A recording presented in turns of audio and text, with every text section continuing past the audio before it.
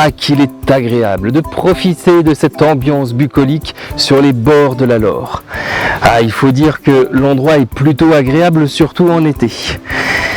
Et confortablement lové au creux de ce saule, je vous avoue que je suis en train de passer de très bonnes vacances.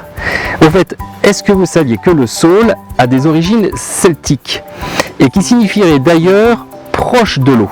Il faut dire que cet arbre adore plonger ses racines dans les rivières et les ruisseaux. Et lorsque l'on voit la taille de celui-ci, eh bien on peut comprendre qu'il y trouve là les conditions favorables à son développement. Et le système racinaire du saule permet de maintenir les berges des rivières, retenant le sol et évitant ainsi leur érosion. Bref, le saule est en quelque sorte l'ange gardien des cours d'eau. Et c'est aussi un phénix, vous savez, cet oiseau légendaire capable de renaître de ses cendres. Eh bien, le saule peut lui aussi renaître une fois abattu. Par exemple, certains arbres rongés par le castor ont fait des rejets sur la souche et ont donné naissance à un arbre encore plus résistant, et ce en quelques années seulement. Et si on prend un rameau et qu'on le plante dans la terre humide, eh bien lui aussi pourra devenir un arbre vigoureux, enfin dans quelques années.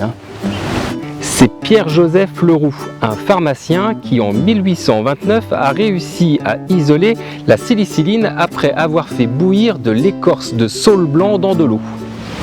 Et lui, c'est Charles Frédéric Gerhardt, un chimiste alsacien. En 1853, à partir de la silicyline, il va réussir à synthétiser l'acide acétylsalicylique qui est commercialisé en 1899 sous le nom d'aspirine.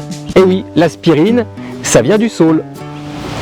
Eh bien, au début de cette chronique nature, je pensais tout simplement être confortablement installé au pied d'un arbre.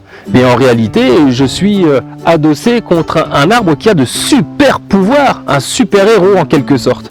Et vous savez quoi, des découvertes comme ça, on en a encore beaucoup à faire. Alors je vous dis à très vite pour une prochaine chronique nature.